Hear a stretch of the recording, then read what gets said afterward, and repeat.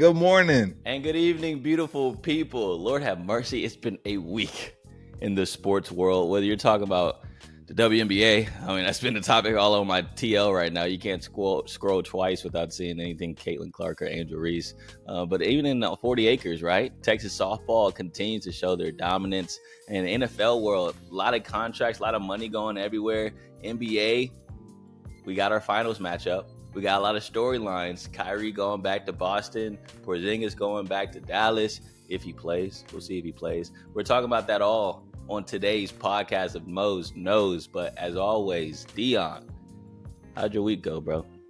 Man, besides the world falling apart here in Texas with all this rain, I mean, we're in June and it is still raining. Shout out to everybody that's been affected by the power outages in Dallas and Houston, all over. I mean, it's been weird. It's been really weird around here. But I have been able to catch up on some Netflix series. I just started Royal Pains on Netflix. Banger. We actually need to have a talk about the run USA went on of like banger show after banger show after banger show. Was Suits on USA? Show. Yes. Okay, Suits yeah. on USA. Yeah. We got Suits, we got Royal Pains, we got I believe Burn Notice. Fire. There's another one I don't want to miss, but I'm mad though, bro. You on Netflix and you didn't watch the show I've been telling you to watch for the past 2 weeks? Which one? Tires, bro. You did not say. Yes, bro. We didn't record last week. Tripping, we didn't record last week, the so last no, 2 you weeks. told me. The last 2 no weeks. way. Bro, I No posted way. on IG and everything, bro. You gotta so watch you posted Tires. it. You didn't tell me. Okay, thank you. Just want to clarify. You posted it. You didn't tell me. Oh my gosh, bro. But yeah, I just started Royal Pains, banger of a show. And yeah, I mean, that's besides the craziness of sports media right now, that's been kind of the highlight of my week. What about you, Corey? Nothing crazy. I had a story drop last week about the Texas football officials, high school football officials having a shortage lately. They're down. They lost 100 dudes from last year, and it's not just here in Austin. Like, it's statewide, you know. And honestly, when I posted on social media, I found out it's nationwide. Like, there's a nationwide shortage of high school football refs, or just high school refs in general. And I mean, it's a multitude of topics, or a multitude of reasons, you know, surrounding like whether they're retiring, or whether they're not getting paid enough, or whether that, you know, the parents are too much and the kids suck. You know, they're just horrible kids nowadays. So I wish parents would just understand that whoever does these jobs, they're trying their hardest. You know, they're not trying to sabotage your kid. So you know they don't care, right? I know they don't care. But that's the problem. That's the predicament that we're in now. You know, because they don't care, because they've been so rude, now there's not enough refs, which then only is going to make the refereeing worse. Because you have less people on crews, so that means you have less eyes on the field during each play, so you're going to miss something. So it's a very scary trajectory, the way they're going, because it doesn't seem like it's going to get fixed anytime soon, especially with the way now kids are acting out on the field and talking back to the refs because they see their parents doing it. So I just wish, you know, parents grow up, stop yelling at other grown adults. And that's honestly, let me say something real quick about that too. I've been to multiple like softball games recently and like baseball games for Texas. The amount of grown men, and if you're listening to this pod and you do this, shame on you. The amount of grown men who yell at umpires or yell at other college kids on the opposing team, What are you doing? Like, just sit there and watch the game. How hard is it to just sit there and watch a baseball or a softball game? I just don't. What type of yelling are you referring to? Like, because I think bro. it's fair to say you can cheer against the other team, right? But what type of yelling are you referring to? It's like, F you, number 7. Oh, you know what I'm saying? Like, okay, well, yeah, maybe have a point on that one. That's how you swing your bat. Or like the umpire, how much are they paying you, ump? Are you from Stillwater? It's like, nah, bro. He's just trying to do his job. And we're all human. Like, I just don't get it sometimes, dude. Like, I just don't like grown men yelling at another grown man because, and a lot of the time, like, I'll give you this. If your daughter or son is on the team maybe I give you a little bit of grace. If he's the one at bat, or is she the one at bat, and like it was clearly a strike, or if it was clearly a ball and they called it a strike, yeah, I'd be kind of pissed too. But if you're just a fan of a school, just a random. Come on, bro. But on that topic, though, yeah, Texas softball has been killing it lately. There hadn't been a lot of screaming and yelling. Actually, no, they scream and yell at every pitch. But there hasn't been a lot of negative screaming and yelling. You know what I'm saying? Because Texas softball continues to win. They have reached the Women's College World Series Championship Series, and they did it in dominant fashion throughout this whole time in OKC. They have yet to give up a run, Dion. They just shutting out everybody. That's shout an insane out, stat. crazy stat. And 2 of those games comes from the freshman Tegan Kavan. I've been trying to like push this new nickname for her, TKO. I think it's pretty dope. You know what I'm saying? Okay, I see that. Yeah. I see that. That's respectable. Yeah. I like that name. Thank you, bro. I appreciate it. I like that. So I've been trying to push it a little bit. It's got some traction on social media. So Tegan Kavan, aka TKO, she's been going crazy, and she's only a freshman. 2 shutout games for the freshman, and she's the first Texas softball player ever to do it as a freshman, and she's also the first pitcher since Kat Osterman, ever heard of her, to throw multiple complete game shutouts in the Women's College World Series. And mind you, like I said, just a freshman, so there's a lot to come with Tegan. And also, you gotta give props to Mac Morgan, who in the game 2, she also threw that shutout. And so, yeah, dude, they're rolling. They're now waiting to see who they're going to play in the championship because OU blew it last game against Florida, a team that Texas actually run ruled, by the way. And so it's going to be very. But you don't got to add on. I'm just saying. You don't got to add on. Golly. I'm just saying. UT run ruled them, and then OU lost. So take what you want. But I tell you what, though, OU better not screw this up because we've all been waiting for this part 3 type beat, you know what I'm saying? Like for the championship. We've all been waiting for it. If Oklahoma doesn't make the final, I'm going to be so pissed. Like for real. And so we'll see. We'll see what happens. They play today. We're recording this pod on Tuesday. So they play at 2:00 today. And so we'll see who Texas will play in the championship. But right now, they've been on a roll. And it's pretty clear to see they're the best team in softball right now if they play up to their standard every single time they come onto the field. And so, yeah, hopefully I get to go. Fingers crossed. You know how budgets go. Where would it be played? Where would it be played? It'll be at Oklahoma City. Everything's at Oklahoma City right now. So. Oh, bro, I'm sure they'll let you get the van, bro. The van? No shit. You know, I gotta tell them. Not flying. Yeah, well, not flying. Of course, they're not paying for a plane ticket. Definitely not. I'm sure they'll let you get the van, bro. Look, this is how down bad we are. I had to like tell them, like, look, I got a homie. I hate bashing my company, but like I do it all the time. I got a homie that lives in Oklahoma City, so it's like, one, you don't gotta pay a plane ticket, and you don't gotta pay a hotel fee. Like, just throw me some gas. Just send me out there, dude. Like, what else I gotta give up? Now, I would like to be in, like, you know, a nice little hotel and go downstairs for breakfast, you know, little bed and breakfast. You're bougie. We get it. No, it's not that I'm bougie. It's that I'm a grown man and I'm a professional in this field. Like, I shouldn't have to stay at a homie's couch whenever I cover a game. We were coming a diva. Oh, my goodness. I know where I'm from. Bro, I remember the day they used to come to your crib, bro, when I used to cover the state championship, sit on your couch for high school football, man. They played at Arlington. Like, Dion, bro, can I sleep at your crib? I've done it. True. I've done it, bro. Yeah. So at this point in my career, like, come on, dog.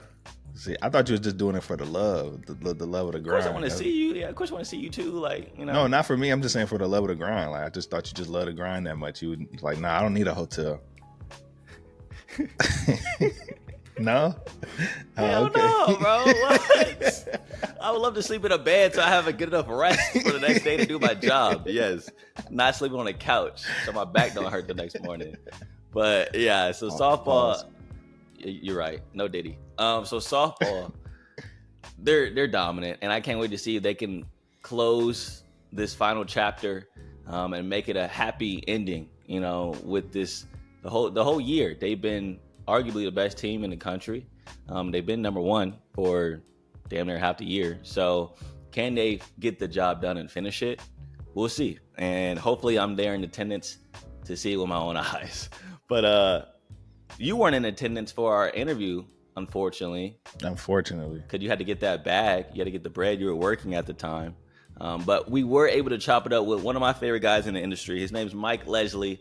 He's one of the sports anchors out in Dallas for WFAA, the ABC station. This dude's been working lately. Because remember, guys, the Dallas Stars are in the Western Conference Finals and the Mavericks were in the Western Conference Finals at the same time. So he's over here doing everything. So I can't imagine what his schedule is like the past 2 weeks. But because of that, he was in Edmonton for Game 6 of the Western Conference Finals for the NHL playoffs. And unfortunately, Dallas Stars got knocked out, but he was there in attendance. And so we talked to him about that. We also got to speak about the Mavericks run and how these last couple of 2 weeks have been crazy and what he expects this NBA Finals can turn out to be. So here's the interview with Mike Leslie.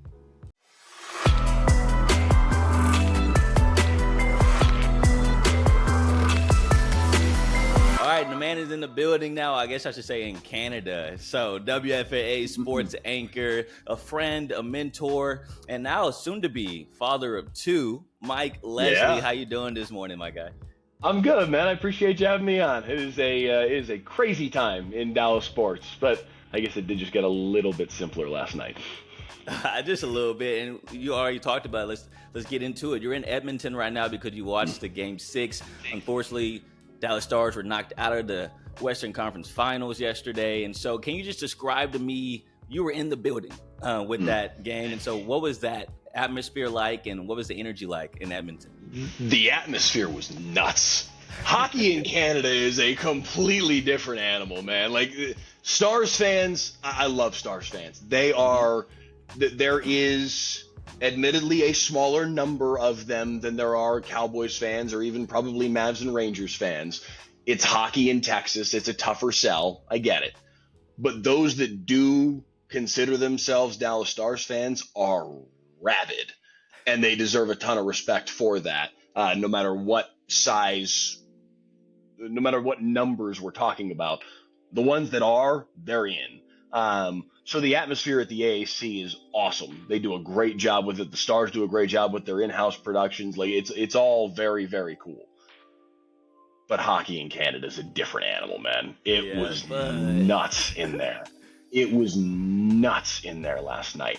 And we were all talking about it. Like you and I talked before we actually started doing the podcast here about getting to Edmonton. Getting to Edmonton is not easy. So I don't want to come back, but we were all talking about it last night. Like, shoot, man, how cool would it be to be here for a Stanley Cup final game? Because the place was insane last night. It's been a while for them. 2006 was the last time they were in the final. 1990 was the last time they won it all. But they're used to this. They're kind of Cowboys-like in the fact that they've got that history of like, no, we've done this a lot of times. We're really good at this. It's just been a minute. That thought just sparked in my head. That's kind of what we just saw. We just saw the Cowboys finally get back to the Super Bowl.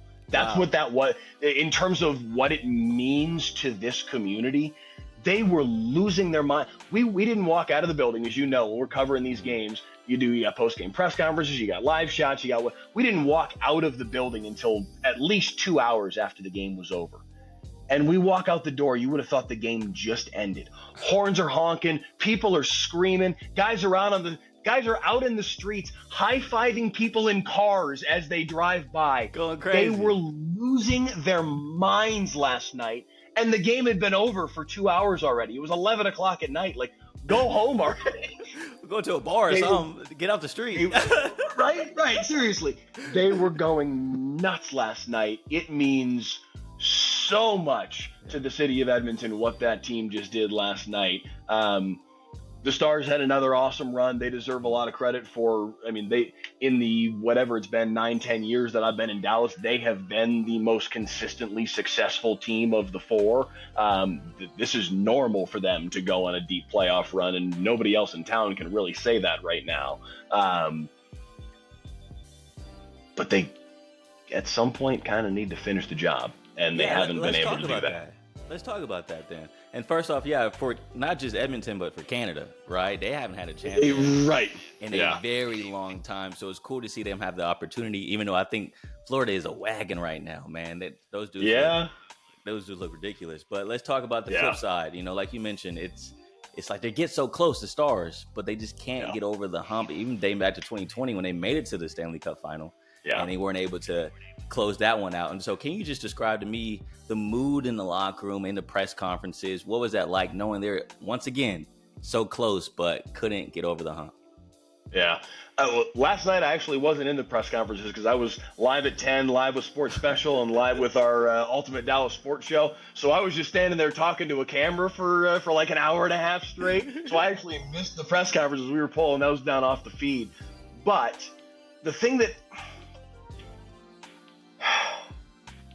they're very good. I mean, I get the frustrations of Stars fans. Like, I have long ago made the decision that I'm not going to be a fan of the teams that I cover. I kind of put all that to the side, and it allows me to do the job, I think, a little bit easier. But I still understand and feel that frustration of, like, you keep kind of bumping your head against the ceiling. Like, why can they not finally crash through? Because they're very good.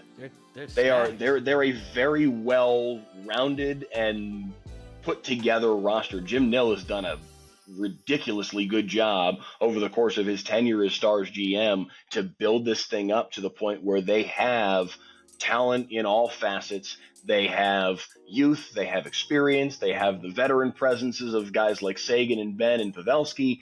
They've got all of the facets that you would want to have. They are absolutely good enough, and they were good enough last year too, but this year I think they were even better. Go get Chris Tanev at the trade deadline, and I think a lot of Stars fans thought, like, oh, hey, now we're cooking with gas. This is the kind of move that we needed to make to go round this thing out. And yes, to be Jerry Jones, we're going all in. And they were, man. And I mean, for a lot of these playoffs, they looked like they were the best team in hockey. Mm-hmm. And it just shut off these last three games. They were good last night. They played well last night. Over 30 they just shots couldn't on get goal. anything. Yeah, they created a lot of opportunities. They, in a lot of ways, shut Edmonton down. The two power play. Had a crazy play. The McDavid goal was dumb. That was ridiculous. That's the best player in the world being the best player in the world. That's one where you're gonna. All right, hey, that's gonna happen from time to time. The second one wasn't quite as spectacular, and maybe a save that Otter could make. But again, it's, you're giving up two power play goals. You made the mistake of giving them the opportunity in the first place. But I think last year, Game 6 against Vegas at home. Yeah. This year, Game 5 of this series at home against Edmonton.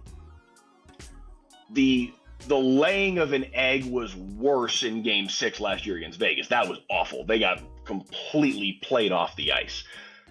But it was not pretty in Game 5 either. Like, they laid an egg on their home ice. And there goes your season. And then when the board gets asked about it, he gets all pissy. Well, yeah. that one was funny to me because, one, Kalashaw's question was absolutely fair. Yeah. You play lifeless, you're going to get questions about looking lifeless. And I don't think that Kalashaw's question was doing what DeBoer suggested in, oh, you're questioning our character. No. Nah. You can play lifeless and not have a lack of character. Like, that's not, I don't think at all that's what Kalashaw was doing. I think if you got Pete DeBoer in a private moment and asked him, that question didn't actually bother him. Because if you go back and watch it, he starts to answer the question straight. Mm-hmm. And there's a moment about 5, 6, where he turns, and I think he saw it as an opportunity. You know what? I'm going to send a message right now. And it wasn't directed at Kalashaw, it was directed at his team. Wish it would have worked. I don't think Well, I mean, again, they did play well. Played well. They played well. Yeah, you're right. Didn't get the, but they played terrible in Game 5. And as much as you want to send a message to your team and hope that sparks something, and again, they came out and played well. They created opportunities. I think it became a mental block though too, because they were so frustrated offensively. The final 54 minutes of Game 4, the first, coincidentally, 54 minutes of Game 5, 108 minutes straight without a goal. That gets to you. Then I think it did. I think it mentally got to the Stars players, and now they're pressing. Now they're trying to be a little bit too fine with, all right, where do I pick a spot? How do I beat, why can I not beat this guy who, Stuart Skinner's not some world-beating goalkeeper. Yeah. He was really not that great against Vancouver, especially at the beginning of the series. They pulled him because he was terrible the first 3 games of that series. This is not a world-beating goaltender. And for some reason, they just couldn't solve him. And then I think it got in their head, like, why can we not solve this guy? Why can we not make some? And overpassing, trying to make the perfect play. There's a lot of talent on the Stars, especially from a forward perspective. Their offense is very gifted. Mm-hmm. And I think they enjoy making beautiful plays, because who wouldn't? But I think sometimes it lends itself to you overdo it at some point and just shoot the damn puck. Yeah, and facts. Especially in Game 5, they just wouldn't shoot the damn puck. And they did it in Game 6, and it just didn't work out, though. And so my question to you is, because you mentioned it, the way this team is constructed, beautifully. You got vets, and you also got a lot of young talent. Then you bring in the midseason acquisition, and it's just like, where do the Stars go from here, in your opinion? I kind of feel like, I kind of feel like the answer is you do just try and run it back as best you can, because they were good enough. It's just a matter of, hey, don't lay an egg. Don't come out flat like you did in Game 6 against Vegas last year. Don't, I'm sorry to bring this back up, but it just jumped back into my head. Don't, Jamie Benn, get a game misconduct a minute and 28 seconds or whatever the heck it was into Game 3 of that Vegas series last year and put your team in a, what was it, 3-0, I think, by the time that major was finished being served. It was at least 2-0, and then I think with the momentum, I think maybe they made it 3-0 shortly thereafter. The series was over. Yeah. The series was, okay, fine. They won Game 4. They went to Vegas, won Game 5, brought the series back. Your actual opportunity to win the series went out the window when he got that game misconduct. And then to make matters worse, you lay an egg like hell when, hey, finally you built some momentum and you'd won Game 4 and Game 5 and you'd brought the series back. And now, theoretically, you've got Vegas in a spot where, like, now they're kind of gripping their stick a little too tight because are we really going to have to go back to Vegas for Game 7 after we were up 3-0? Like, is this really what we're – like, that thought starts to creep into their head. Mm-hmm. And then you let them come in and it was 6-0, I think, last year in that Game 6. I mean, they got run off the ice. So, like, at some point, it is they have enough talent. They've had enough talent. Now you kind of just got to go do it. And that's where you get into the mental aspect of it, the legacy aspect of it, the how do you guys want to be remembered? Because you're good enough to be remembered as the team that brought the cup back to Dallas, but at least these 2 years in a row now, you've been good enough and failed to finish the job. And, you know, you spoke about that Game 6 last year against Vegas. It kind of reminds me of what the Mavericks did to the Timberwolves in Game 6 recently. A lot of momentum for the Timberwolves going into Game 6. Man, they're able to not get swept. Well, Game 5, I should say. Able to not get swept. Yeah. And it's just like, okay, maybe the Timberwolves can make this a series, and then the Mavericks just embarrass them on their home court. And so you spoke about this when we first started getting on. and it's just like the vibe of Dallas right now. So despite the loss of the Stars last night, but can you just describe to me what is the vibe of Dallas, knowing that the Rangers just came off a championship, Stars went to the Western Conference Finals, and now the Mavericks have a chance to win the NBA Finals? What is it like down there? I'm intrigued to get back there and see kind of what it does feel like now that the Stars are done. But this spring has been incredible, man.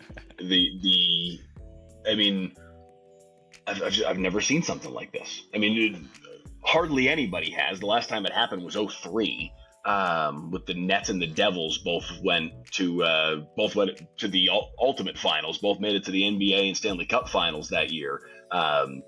Devils won, Nets lost. It's never happened that both teams have won.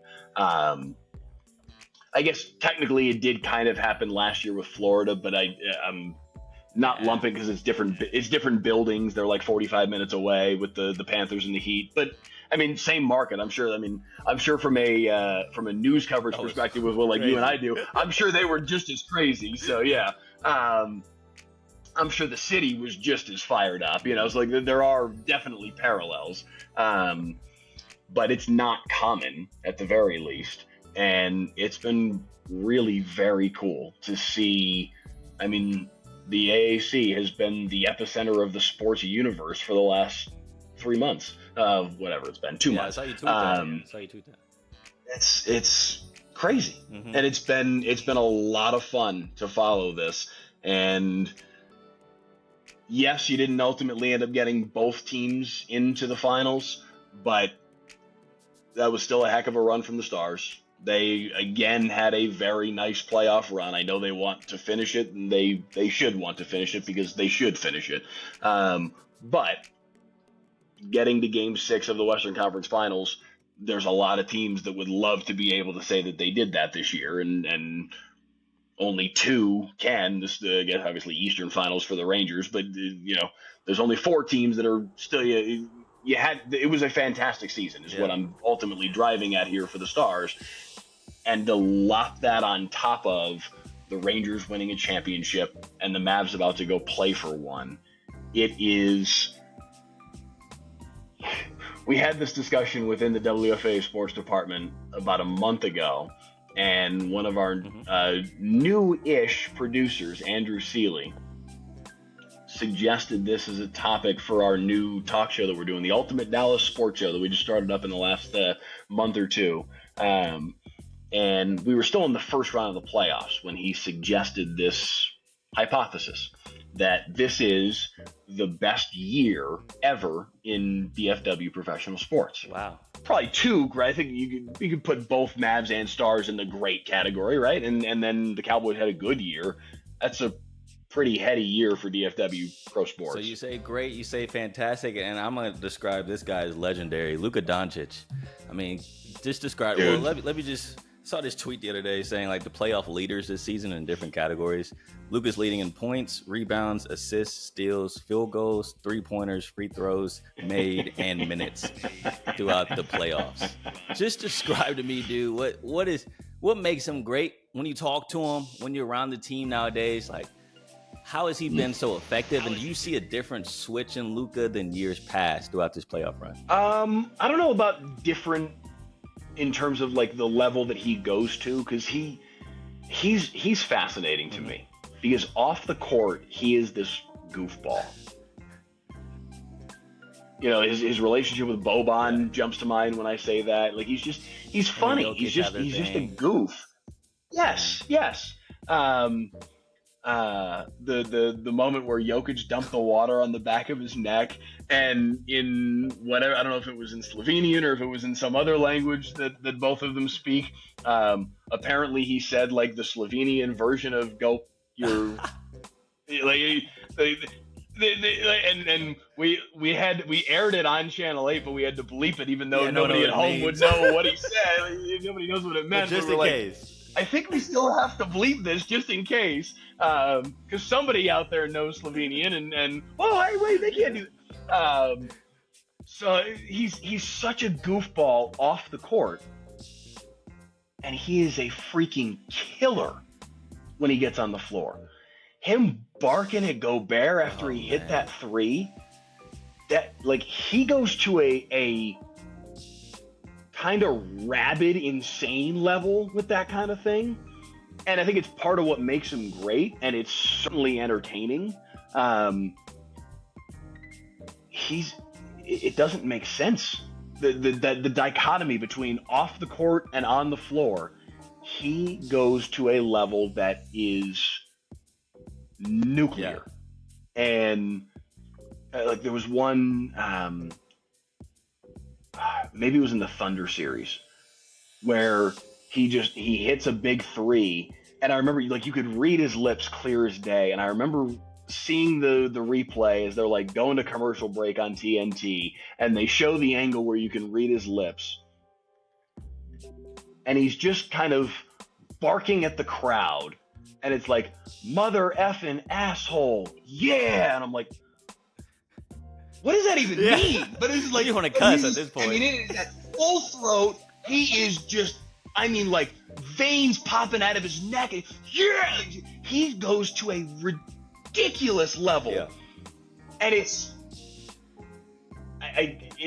so funny to me, the difference between who he is off the floor and that version of himself when he's between the lines.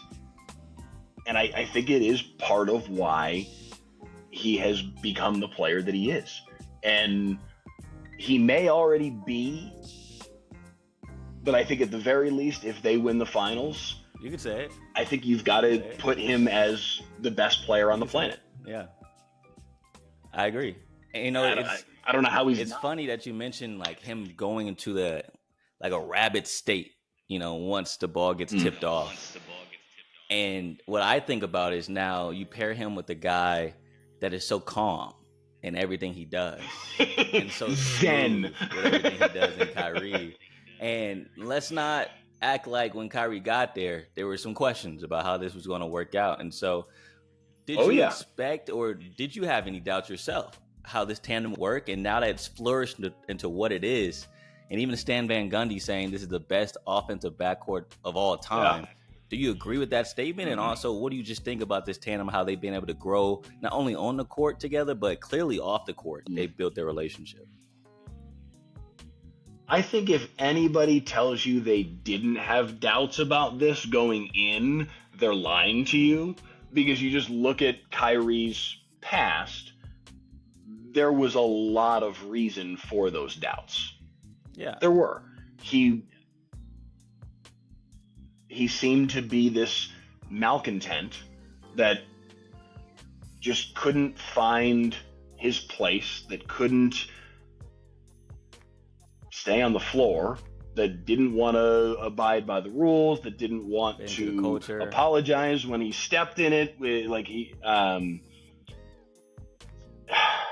said some things, supported some things that made people have some really legitimate questions about, okay, what do you believe? Like there were reasons for everybody to be like, really? This is what you want to do? Yeah. You want to trade for this guy? That said, and I saw Rachel Nichols said this the other day, all we expect of people is growth. Nobody's perfect. We're all going to make mistakes. Not all of us are going to make mistakes that lean toward anti-Semitism. And that's like, you can't absolve him of some of the things that he's said and done. I do still wish that he had explained some of those things better. But again, all we can expect of people is growth, and we've seen that from him. He has not just behaved, quote unquote, because that's not, he's grown up. Or at least it certainly seems like he has. It seems like he's the leader in that locker room. Yes. Now, I know, of course, Luka is the guy, but it seems like he's the guy that the young ones look up to. He takes that responsibility and actually owns it.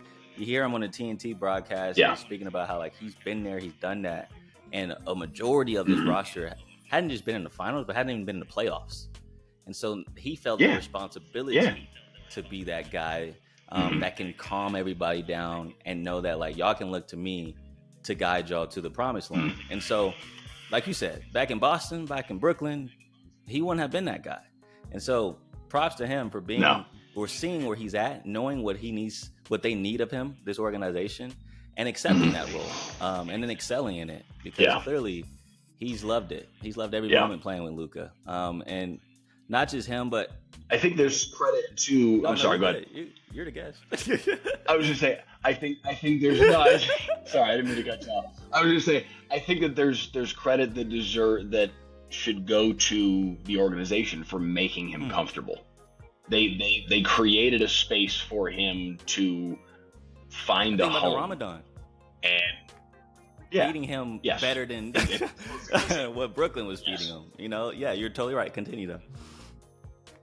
Yeah, that's a perfect example of it, because he's clearly got some idiosyncrasies, and he's an interesting dude. And honestly, in post-game press conferences, he is fascinating to listen to, because he will just open up and go and just talk about whatever, and in thoughtful, engaging ways. And you're sitting there like, this dude's the best soundbite in town.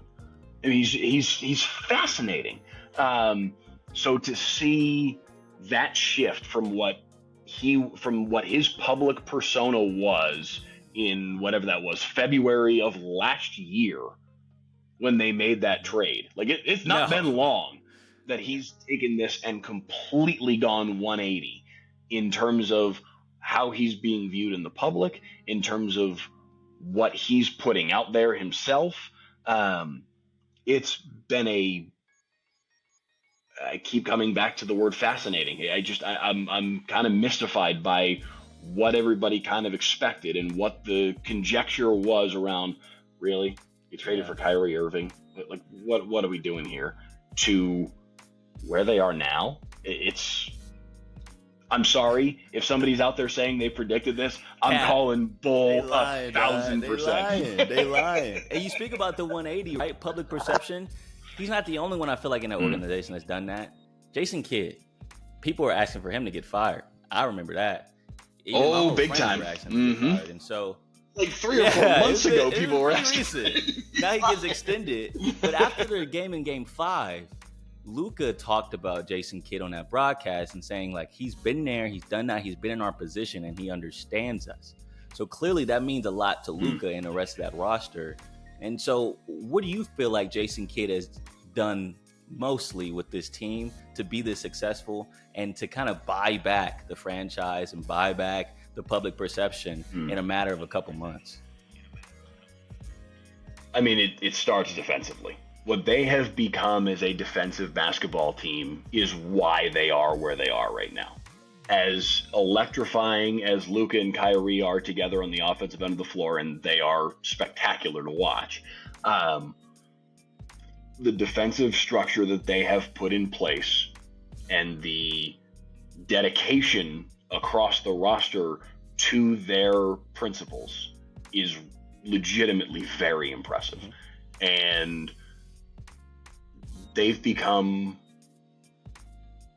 arguably the best defensive team in the NBA, certainly on a short 3 or 4 team list anyway in that conversation. And that was where the switch flipped on for them. And all of a sudden they became this team that it was them and the Celtics, the final, whatever it was, 30 games or so of the season. They were the 2 best teams in the NBA. So it makes sense that, again, not that I don't think anybody was predicting the Mavs in the NBA. Maybe some people were, but probably, yeah. But I thought they were going to beat the Clippers, and I think they can be a headache for the Thunder, and let's see. I thought so too. I wasn't going anywhere beyond that. I thought they couldn't beat the Nuggets. That's what I would going into the playoffs. Yes, beat the Nuggets. yes. I thought it was Nuggets then Mavs, but then once the Timberwolves did what they did, I had the Mavs beating the Timberwolves just because I felt like they have bigger stars. And we all know Gobert just doesn't look good in the postseason. He never does. And so that's a whole nother story for another day, but the Mavs are really good at exposing Gobert. That's another thing. Luka Luka enjoys playing against whether in Rudy the States Gobert. or overseas playing FIBA. Like, either way. Yeah, dude. Because I saw the clip come up. And he let the whole world know that Rudy Gobert can guard him. But yeah, so it's just like I loved the reaction from Luka when McMahon asked him about that. Did you see that in the press conference? So he can't effing guard you, right? What are you talking about? He can't effing guard you? Who said that? I was speaking Slovenian. Oh, okay, Luka. It's just capping. Everybody lying nowadays. Everybody lying. But yeah, you're right. This defense has been completely different since about 20 to 25 games left in the regular season.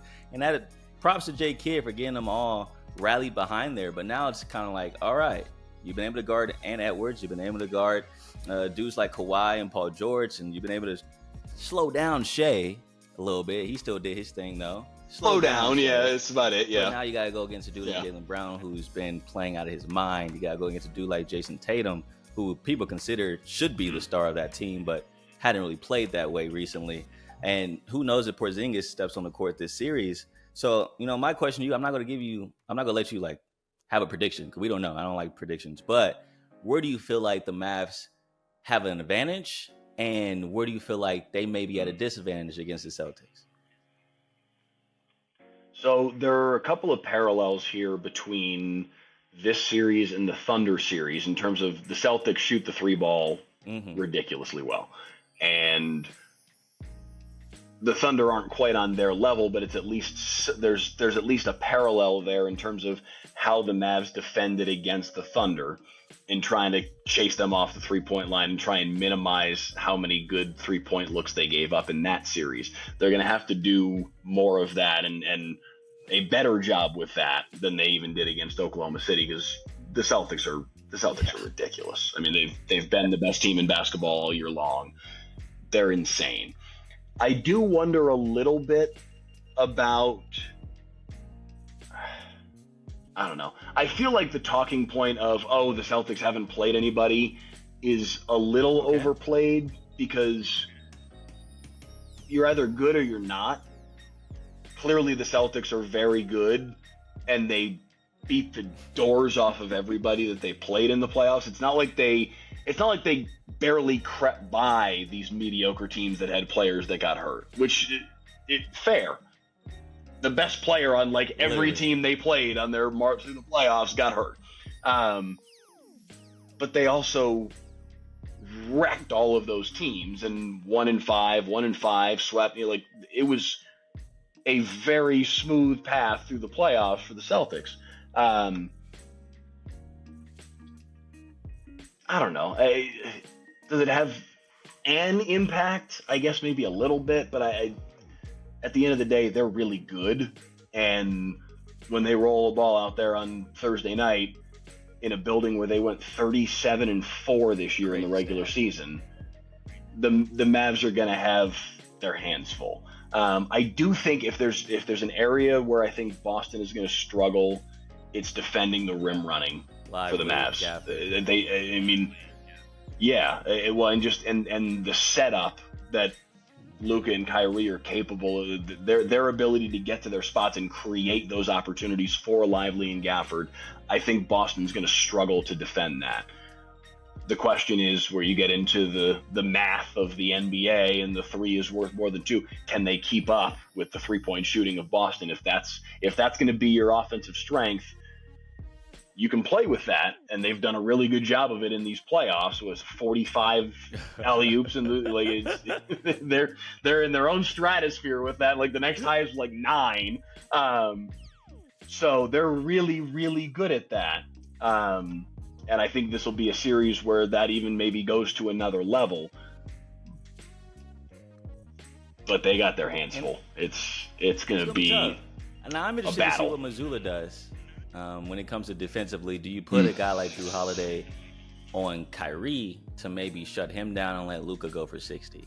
Or do you kind of play the game where you mix and match, maybe put Jaylen Brown on Kyrie or switch it up, put Jaylen Brown on Luka? So that's what I'm very interested in defensively for Mazzulla. And the one, doubt I would say about the Celtics, if you're going to look at anything, is just you live by the 3, you die by the 3. And we've seen this happen over and over again in basketball history. I mean, being from Houston, seeing the Rockets back in 2017, 2018, like, it works. It looks good. It looks good when it's on. But can you trust it for the whole series? And it's been solid for a whole playoff series. But like you mentioned, they played against teams that were losing their biggest stars. And so they were able to lean on their defense a little bit to win those games, i.e. Drew Holiday getting that steal against Nembhard, to seal it, and then Jaylen Brown having a big time three. But before that big time three, they had to get the turnover defensively. And so I don't think the Dallas Mavericks are going to let them have those defensive successes. And so you're going to have to score with them. And that's the one thing I feel like the Mavericks kind of have an advantage on, is that they can score in many ways. As in the Celtics, they really do depend on a 3-point line. And so we'll see, like you said, can the Mavericks run them off the 3-point line? But I'll argue, can the Celtics keep up shooting at that rate from the 3-point line? And so I'm excited. I'm excited for the series. The storyline, of course, with Kyrie going back to Boston. Definitely. That's a whole other thing, too. Dude, the storyline is juicy, man. It's like Real Housewives NBA right now, dude. So, loving that right now. Loving it. So, yeah, excited for that series, man. And lastly, before I let you go, big news dropped today. Justin Jefferson getting a new contract, $140 million. $110 million of that is guaranteed money, which is crazy to think about. Must be nice. But the reason why I'm bringing that up, because as you know, in Dallas, there's another big time receiver looking to get a new contract in CD Lamb. Where do you feel like this kind of nobody's happier than CD Lamb right now? Clarence Hill made a tweet. He said, there's something with leaves falling, but this is the oak tree falling for CD Lamb. Because now he's about to get paid. Dude. Yeah, that's pretty good. I'm interested. Dude, what do you think this does for CD? It's a very, very good day. Yeah, it's a very, very good day for CD Lamb. I mean, just look at the side-by-side comparison of Lamb and Jefferson. They're very similar production over the course of the, opening stretch of their careers. I don't know how you don't, as CD's agent, go to Jerry and say, all right, I want that. That's the starting point. Uh-huh. Yeah. I want that and $1 more. And you can't argue how it. Do I you just not, broke your franchise right? I mean, and that's last year. So what are we talking about? Yes. Like what? We talked about this before we jumped on and started doing the podcast itself. The Cowboys kind of keep costing themselves money with these kinds of things because for some reason they want to wait and see what the market's going to show. You're always going to have to do a little more and a little more and a little more. They did this with Dak Prescott with the first contract with him. They ended up signing him to a $40 million annual average value deal in whatever that was, 2021. If they had signed him in like 2020 or 2019 or whatever, I'm hazy on the timeline at this point, but there was a moment where they had a window before they franchise tagged him, where they could have signed him for like 32. You missed that window and you cost yourself money on the back end. Now, at this point, $40 million for a quarterback actually doesn't look that bad anymore because there's guys making way more than that. I think he's now fallen outside the top 10 in like quarterback salaries. I think he's outside the top 10 now with that $40 million a year number. It's life is good if you can be an NFL quarterback. But I mean, he's about to jump back to, if not the top of that totem pole, certainly close, because, and listen, I get the frustrations the Cowboys fans have with Dak Prescott as it relates to playoff success and all of that. He was number 2 in the MVP voting last year. He is a good quarterback. If you want to dig into and parse out whether or not he's an elite quarterback, whether or not he's a great quarterback, and hey, I need to see playoff success, like that's fair. What's not fair is when people jump to, we can't win with this guy, he's terrible, they need to move on. Like, do you guys not remember the quarterback wilderness that this franchise was in before they finally found Tony Romo? Do you not remember what that period of time was like from like 99 to 06 or whatever, where you were awful? Preach. because it was Clint Sterner, and it was Quincy Carter, like Ryan Leaf. Like, do you really want to go back to that experiment of like, let's see if somebody else is the guy? I love the Trey Lance. I love the Trey Lance. I love the Trey Lance. Yes. It's like, okay, dude. This guy couldn't beat out Sam Darnold for the backup job in San Francisco. What are we talking about? What are we talking about? Like you said, though, Dak has the argument of, I just had an MVP season. So a lot of people are also saying, well, he needs to take a pay cut. Like, he doesn't need to be paid that much, because if he wants to keep CD, if he wants to keep all these dudes around him, he needs to do like Tom Brady did. But it's like, well, I just had one of the best season of my career. Why would I then lose that leverage in the negotiation table? And so I agree with that. I see both sides, right? I see you want to have the team be successful, but you also see a guy who he's trying to get that bread. And as you know, you can get hurt in any play. So you want to be able to get as much money as you can. So I'm very interested. From the outside looking in, you know, I'm an H-Town boy. So, you know, I love the Texans. We're looking solid. But from the outside looking in, I'm very interested to see how Jerry Jones figured this whole puzzle out. Yeah. If he opens up his checkbook, because he clearly opens it up for Arkansas, but maybe not for his own franchise.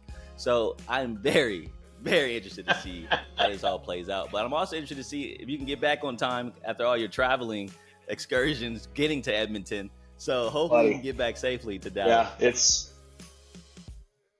I am supposed to land back at DFW at 11:55 tonight, flying through Denver.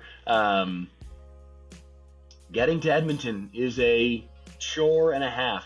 Now, Leah Simakopoulos from the DMN, she's had it worse than anybody, so I can't sit here and cry foul, because that poor girl, that poor woman has had ridiculous travel nightmares over the course of the last week and a half or so of this series. So I have no room to cry foul. But yes, definitely hoping that we can get home in a timely fashion this afternoon and this evening, because I'd like to get back to my family and, you know, at least spend a couple days with them before the NBA Finals starts. Yeah. We're right back into it. Elena's happy to see her dad pretty soon. So thank you so much. Thank you for hopping on, Mike, man. Really a great time, and I gotta have you back once the Mavs win it all, right? Hey, man, that's listen. I think the Celtics are the favorite, but I don't think they should be a favorite by much. Like, this is gonna be a war, and it's gonna be a lot of fun to watch. Well, thank you so much again, Mike, for taking the time out and using the Canadian Wi-Fi to do this pod. Always great talking to Mike. I just wish you were there, Dion. Like, I know he was making that money. Too. But me too. I see y'all had a great convo. Yeah, it was cool. But what was your biggest takeaway? I would say the biggest thing is the whole Kyrie conversation, right? The way he's changed his perception, his public perception about who he is as a person, at least for a little bit. You know, just as a leader. Maybe the whole anti-Semitic stuff is still very prominent in what people believe the type of person he is. But when it comes to his leadership and the way that he cares about basketball, compared to his days in Boston, compared to his days in Brooklyn, he's changed that in over this past year, and it's been cool to see his transformation. But then also, Mike mentioning, if you thought this whole Kyrie and Luka thing was going to work out with no doubts, you're a liar. You're capping. Like, there's no way. Knowing that Kyrie came in here as a ball-dominant guard, going with another ball-dominant guard in Luka, no one really knew for sure that this was going to work. But man, now we're talking about these dudes being the best offensive backcourt of all time. And it's just props to Mark Cuban, props to the Dallas Mavericks organization to take a chance like this on a guy that people weren't really fond of at the time. And for it to work out this way, now going to the NBA Finals, man, shout out. That's how you become a great franchise. I agree. And it's crazy, like you say, in a short amount of time, literally making a few tweaks to the roster, how this whole thing can turn around. You go from not making the playoffs to making one trade. You made one trade to get Kyrie, another trade to get two other big centerpieces in PJ Washington and Gafford, and now you change the whole perception of this team and the players on it. So, I mean, it's kind of crazy. Like I say, I guess we can say that Jason Kidd was always a good coach. He just had to get the right roster around him. I'm probably one of the guys that didn't think it was going to work if Luka didn't change his playing style. I am too. I'm right there with you. It seems like it works. I I'm not a big Luka fan. I don't like the complaining he does, but I recognize his greatness. I mean, the stat sheet doesn't lie. The things that he does, the efficiency at which he scores, and it's just crazy that somebody as slow as him can get his shot off at any moment in time. You got two guys that play the same way that play completely different though at the same time. Ball dominant. One is extremely shifty and fast, and you got Luka that moves like an old man. Sneaky. He's not really worried about you. Sneaky for sure. Extremely sneaky. Super sneaky. I mean, he'll never get caught. But yeah, it's just wild that like, dang, this really panned out to them being in the finals. And again, got to take it back to where the comedy really is. That dang, the Cowboys, man, are y'all ever gonna get it to? I mean, Dallas as a city Dallas is up right now, looking good. Yeah, Dallas as a city looks great. You got the Mavs, you got the Stars, you got the Wings. Shout out to Enrique. Yeah. I mean, yeah, don't forget Rangers. Got the Rangers World Series. Yeah, can't forget the Rangers. Like Cowboys, like, geez, can y'all at least? They're like Squidward. Make it interesting. And that meme, how they, Squidward's looking outside the window and he sees Patrick and SpongeBob running outside. It's like, man, I wish I was them right now. That's the Cowboys. Yeah, that's the Cowboys. Yeah, and it's crazy. But yeah, like I say, I didn't think it was gonna work. It's crazy that, like I say, in 365 days, that can change the whole perception. I mean, you got conversation now. If Kyrie wins a ring, is he in the top 5 of point guards of all time? We got people comparing Luka to LeBron at his age. It's crazy heading in just a year that things can change. Yeah. So yeah, I'm excited to see it. I'm definitely rooting for Kyrie. I definitely want to see that. That's one of the older guys that I want to see get that next ring.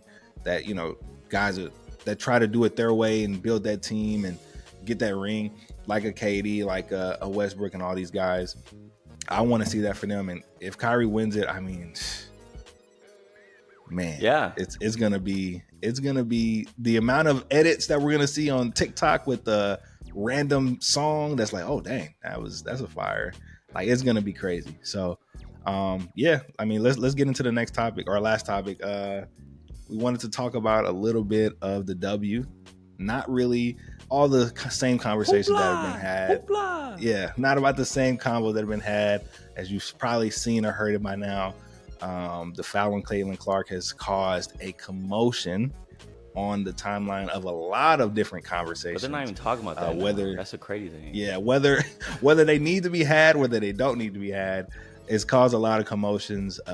You see people taking the right side, the left side, the upside, downside, whatever side you can take on this topic, they're taking.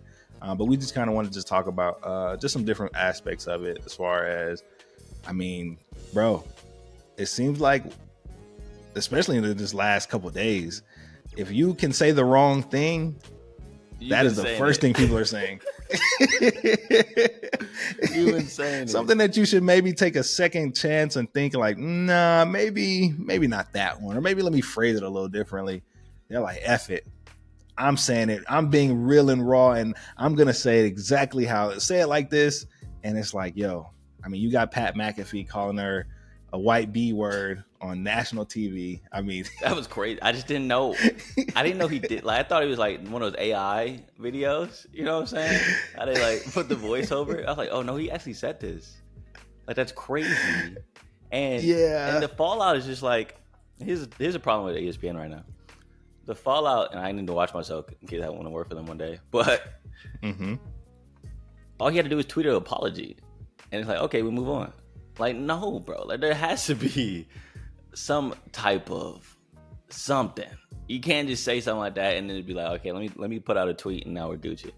It's like, nah, bro, that's not how this works. Like, you just call a woman a B word on national television. Like, are we serious right now?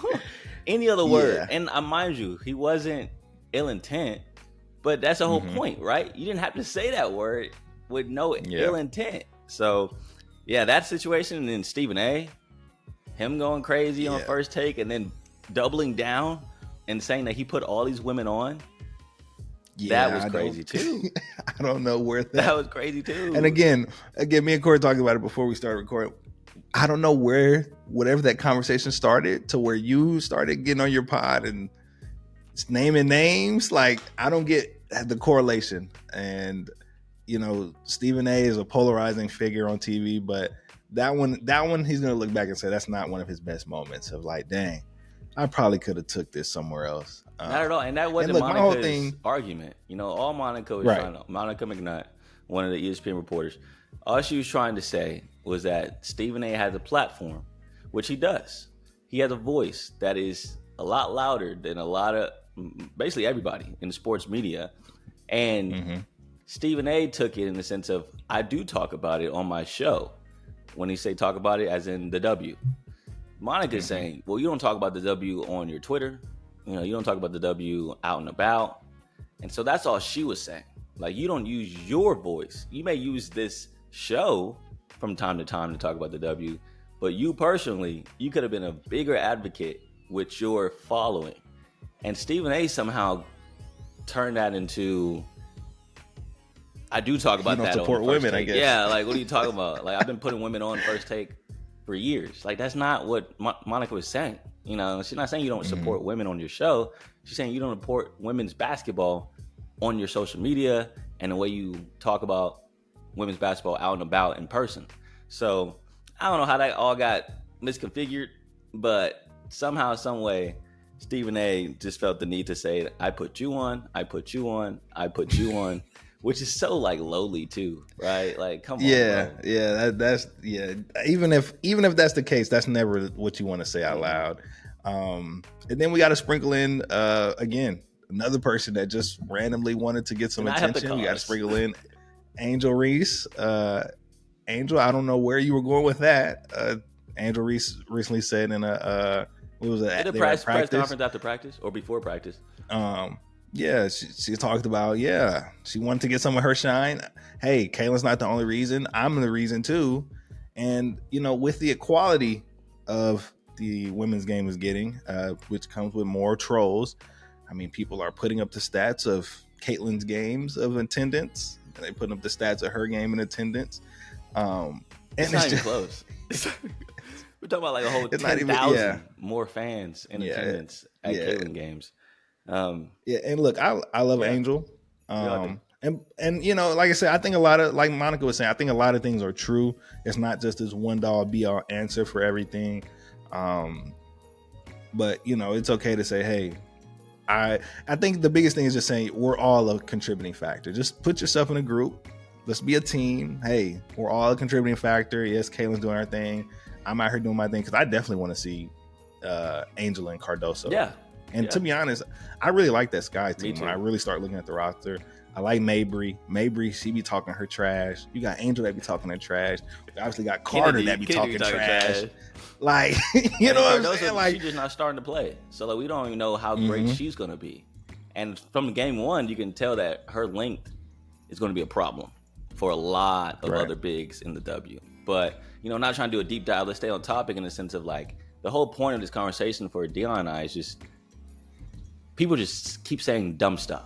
And we're kind of sick of it. Yeah. We're just kind of over this whole, you think you know everything. And Dion made a good point in the sense of, look, if you don't follow the W or if you haven't followed it for years, all ESPN platforms have to do is bring on individuals who have been covering the W for years and just have them talk for 10 minutes on a segment.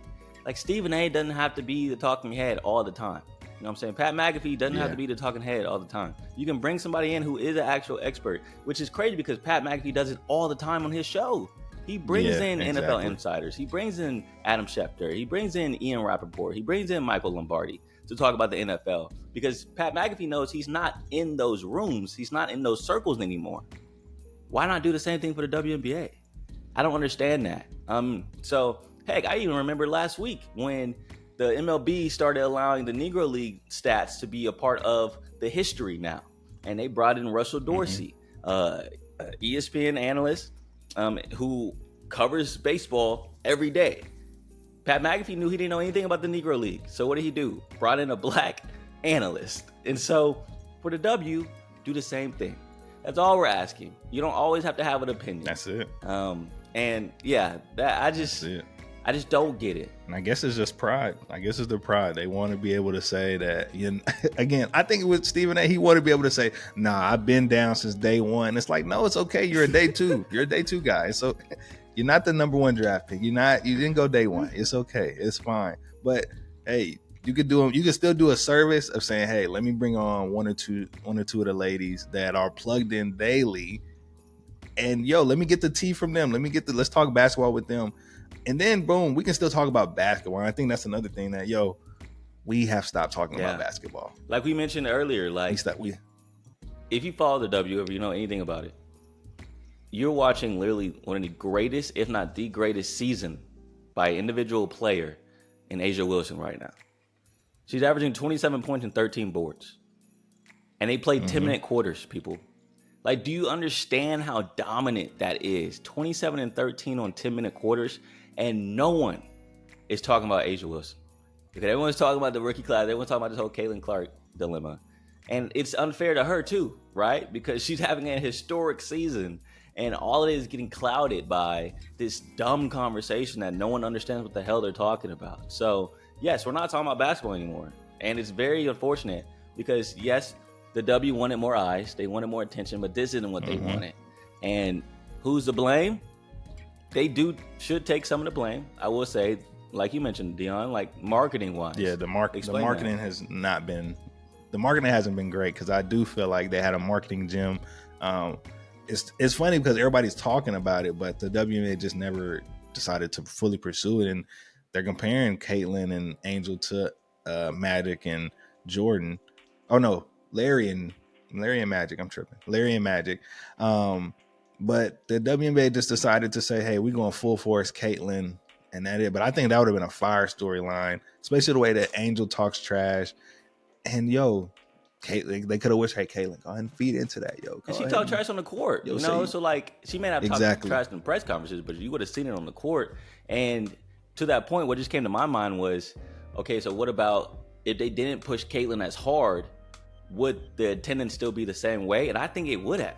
I think it definitely would, because people were already on Caitlin's bandwagon since college.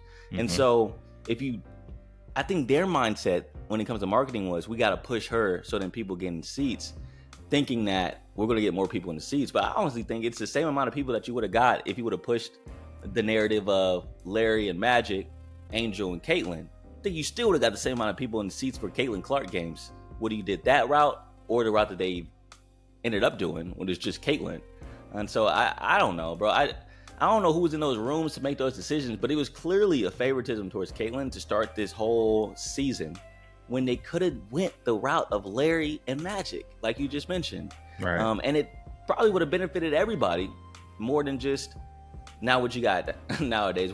Like you mentioned, they're still talking about it. Everyone's still talking about Angel versus Caitlin, even though the W didn't push it. But now looking back, I bet they wish they did. So Exactly. Yeah, I mean, we're still in the infant stages of the W being popular. And it's funny that this conversation is still going to be had tomorrow, next week, next month, till the end of the season. This is kind of the first real season of them being popular. So I hope that things get better. I hope that the conversations get better. I hope, again, that we get back to actual basketball and not these trending topics of not like, no, let's talk facts. Let's talk about the game. Because we are watching great basketball happening all across the league. And I hate that it's being watered down to just they're hating on one person or y'all need to say that she's the reason this. And like we're watching a great season unfold and we're only barely a month into the league. So, Corey, let's get out of here. Final thoughts. Yeah, my final thoughts is just to kind of conclude my WNBA thoughts. This whole Caitlin Clark situation and next year the number one overall draft pick is going to make some noise, and it's going to be Paige Beckers. We all know who that's going to be, but it's interesting to see the two different routes that both of these superstars are going when it comes to Caitlin and Paige Beckers. Caitlin has gone the route of Michael Jordan, right? In the sense of, hear me out, she's not saying anything in media. She's not saying anything in press conferences. She's just hooping, right? And she hears all the noise around her, but she doesn't want to say anything about it, which respect. She just wants to play ball. When it comes to Paige Beckers, though, it seems like she's going the LeBron route, right? She's been an advocate for her black teammates. She's been an advocate for just black women athletes in general. I remember she had the ESPY speech, and she talked about her privilege and being able to talk about her privilege and know that since she has that privilege, she can put other black women on. And that's something LeBron did when he started to get his stardom. He tried to put other people on and raise awareness. And so it's interesting to see two different superstars go two different routes. Like I said, Caitlin's being quiet while Paige Beckers is using her voice. Not saying one is better than the other, but it's just very interesting to see how this is all playing out. And so that's why I can't wait until Paige gets into the league to see where she starts to use her voice on a bigger platform, and if that changes the narrative at all about this whole white versus black situation in the W, which I don't think is a thing. I think this is all made up. But when you have a white athlete like Paige Beckers, who will be the #1 pick, speak up about equality when it comes to race, I'm very interested to see how now these new crop of WNBA viewers will take her and bring her in, knowing that she's not preaching the same message that's on social media right now. So we'll see in a year. But yeah, man, I just think it's really cool to see the dynamic of Caitlin's just trying to hoop while Paige is willing to use her platform to speak out against injustice. And yeah, can't wait to see how it all plays out once she gets into the league. But your final thoughts, Dion? Final thoughts. I think we got to show love to Anthony Edwards in that commercial. Facts. Banger of commercial. Look, man, it also is funny that they dropped that like right after. Like, did y'all plan to lose, or it did help the narrative too. Like, yeah, you know what I'm saying? Like, was this planned, or did y'all have another commercial already shot? Like, but yeah, that commercial was fire. Name dropping. It's funny that I've never seen that actually before. saying people's names. It like that commercial is gonna stand the test of time. We're gonna look back 10, 15 years and say, wow, for your intro sneaker, this be that legendary commercial that really took you off to another level. It made me definitely want to get some AEs, because I looked them up, bro. They're not really that crazy expensive. Probably like $120, $130. Not that so expensive. Yeah, like $120, $130. Bruh, Kobe's, Kobe's 6s, 7s, shoes that came out 10 years ago. Them joints is I looked on the StockX, bro. Them joints is at least StockX, 200. bro. That's that site where it says a one number, but then when you click on your size, it's about 3 times more. I was so disappointed, bro. I'm like, what? I'm like, damn, I want to give me some sneakers. I'm like, oh, damn, might catch me a little steal. 90, 100. Ooh. As soon as you click on your size, enjoy 250. Like, damn. Well, y'all show me the kid size. Man, like, come on, bro. Maybe Drake, he didn't know what he was talking about when he said seven size shoe with Kendrick. It's like, oh, that's a blessing. Shit. That's great. So having a little foot, yeah, that is great. You get to get the grade school. Man. Oh my god, man, what a steal! Shit, so jealous. But yeah, I think that commercial is fire. I mean, the Adidas marketing for that has been. I mean, you can tell that they're putting all their money on. They're putting all their money in the pot for him. So, yeah, I'm excited to see where he goes. Can't wait to see. Next year they'll probably drop the AE2s. We'll see where they go with that. But that commercial, legendary. Yeah, I like the design. Legendary. Design of the shoes. Yeah, I like the shoes. I like all the colors. Yeah, all the colorways been fire. There's been this trend, or it's resurfacing now. People wearing basketball sneakers again for casual wear. Shout out Wale. Shout out Wale, a pioneer in the space on that. But boy, them sneakers. I might have to see if I got me a little plug that can finesse me.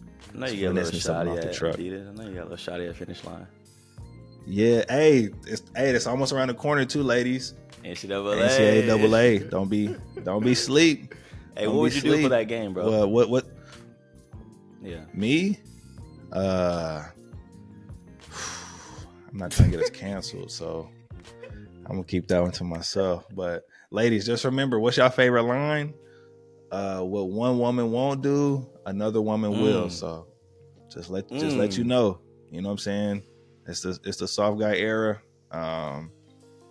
If you want something done, if you want to keep your man around, you gonna have to start spending that bag. So I think that's the first one you should embark on that journey for your man. Do what you got to do, ladies. Do what you got to do. If you got to sell some feet pictures. All right. You talking about getting canceled? Chill out. All right, Let's dog, get out as always. Yeah.